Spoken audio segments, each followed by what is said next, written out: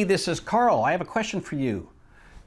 Do you have an active or a passive sales process? Here's what I mean. I don't want to insult you, but if you're like me, you're what they used to call lazy. In other words, you want sales to come to you, but you don't want to do the work to go get those sales. Sales, especially if you're an owner, sometimes feels a little uncomfortable. So you want to design processes where sales can dribble in the door and you don't have to go out and get that money. Let's talk about active and passive sales and inbound and outbound sales activity, and talk about how you should structure what you need to do to be successful. Welcome to episode 18 of the Cheeky Sales Coach.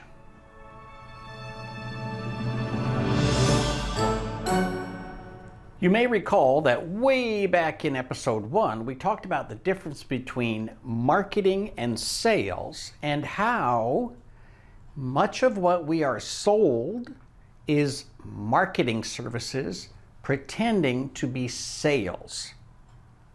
Marketing consists of branding and getting your name out there and exposure and all that happy stuff. Sales happens when you ask somebody for their money. So let's talk about some new terminology, active and passive, inbound and outbound. All of these are your words of the day. Inbound sales means that you create an ad or you create something that draws people to you and they choose to buy. So they initiate the contact inbound to your office. Outbound sales is very simply you picking up the phone, calling down a list, and asking people to engage in the sales process. That inbound sales is a passive sales activity. This is what most people want because most people, like me, are lazy. And so I want to put something out there. I want to put up a website where people can click and give me money. I want to put up a store where people can go buy my book, right? I want to interrupt whatever people are doing in their daily lives and get them to give me their money without me having to work for it. You may have heard people talk about putting up some e-commerce site and then you make money while you sleep. Well, that happens, but only in very specific businesses. If you are running a service-focused business, chances are that kind of inbound passive sales is very rare. Active sales is again what happens when you start that outbound sales process and begin to go ask people to give you their money. Now, why does it matter to have this discussion about inbound versus outbound? Well, here are 6 or 7 things you need to know about inbound versus outbound sales. Thing number 1, active sales is a little difficult, but you just have to do it. Whether you like it or not, you have to do active sales. It's ultimately the only thing that's going to grow your business significantly. We'll come back to this. Thing number 2, not directly related to thing number 1, but it sounds like it should be. Passive sales, inbound sales, will never make up the majority of your sales. And the reason is pretty simple. If you are not going and asking people for your money, they are less likely to just wander in off the street and say, hey, do you want some of my money? So it just isn't the way to build an ongoing, growing business. Now, if you don't want to grow, that's totally fine. Just remember, you can't grow your business waiting for people to just show up and give you money. Thing number 3, both active and passive sales take a lot of work. We somehow have this vision that doing outbound sales is more difficult and therefore it takes more work. But think about inbound sales. Let's say that you put an ad on a website or an ad on Google Ads or Facebook or LinkedIn or whatever, and you get a couple of clicks. Cool. Well, that begins the actual sales process. But you've all been on the internet and you know what happens. That ad scrolls by, you see it 3 or 4 or 5 or 10 times. Even if you never click on it, it's old news. So you got to create a new ad, and you got to create a different kind of ad, and you try Facebook for a while, and then you try Google for a while, then you try LinkedIn for a while, and then you try something else for a while. All of that inbound passive activity takes a lot of work.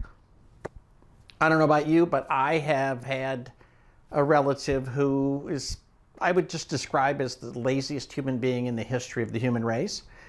And he worked really, really hard to avoid ever doing a job where he would get paid. The result is, in my opinion, he probably worked harder than most people avoiding having a real job.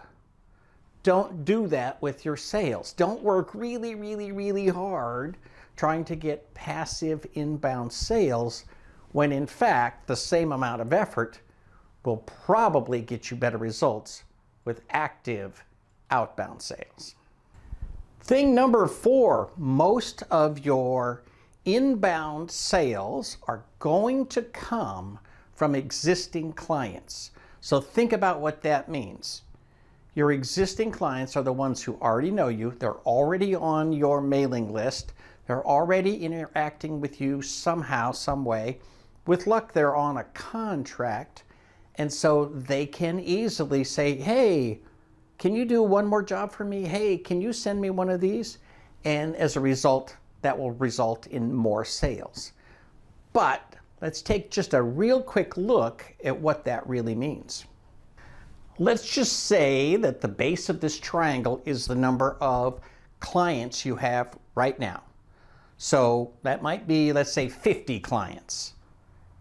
Now, if you want more inbound sales, the only way to really get that, if most of the inbound sales comes from existing clients, is you have to expand the base. When you expand the base, let's say now you have 75 clients. Well, that gives you more opportunities for inbound sales. So remember, if you're interested in being lazy and just doing inbound sales, you have to get more clients in order to make that happen. So there's kind of this ratio. You go do active sales, you get a new client, and then a certain amount of your income can come from passive sales. But remember, it's never going to be the majority of your income. Thing number 5, and this one is fairly obvious. If you don't like making sales, you will find that you are always tempted by inbound sales schemes and passive sales activity. Just remember, you are most tempted by the kind of activity that is going to be the least effective in the long term. I just encourage you to be super aware of the fact that you are tempted in a direction that is going to cause you to work a lot, but not give you great return on investment. So finally, let's talk about thing number 6, the most important thing you have to remember about inbound versus outbound, passive versus active sales. Again, this might be one of those things that nobody wants to hear, but thing number 6 is you will never significantly grow your company unless you do active outbound sales. Sorry to give you the bad news. I'm sure you saw it coming, but the bottom line is most of us who are in a service industry in small business, we don't like sales. We don't want to do sales. We have whatever, maybe just a nervousness around asking people for their money. Doesn't matter, but you have to do it if you're going to grow. And the good news is you don't have to do it all at once all the time. You can have sales campaigns, as we've talked about. You can have a campaign where somebody else does the outbound mailing. Somebody else actually does the call down for you and sets appointments. And all you have to do is the final piece of the sales process, but you still have to actively sit down with a new prospect, look them in the eye, and ask them for their business. I know that that's a bitter pill for some of you, but here's the deal. One of the sad, sad truths of life that many people don't want to hear but need to hear is that sometimes you have to do things you don't want to do. And the correlation between things you like and things that make you successful may not be very well correlated at all. Sometimes the things you like will make you lazy and they will not lead to sales. But the thing that you need to do to be successful is to go out and make those sales calls and ask people for their money. I hope you make a sale this week. I hope you get a new client. I hope you improve your base and improve your long-term passive sales. But I also hope you commit yourself to doing some active sales if you want to grow your company. For the Cheeky Sales Coach, this is Karl Palachuk, wishing you the best of luck in everything you do. Call to action. Like, subscribe, and ring that bell so you won't miss a thing.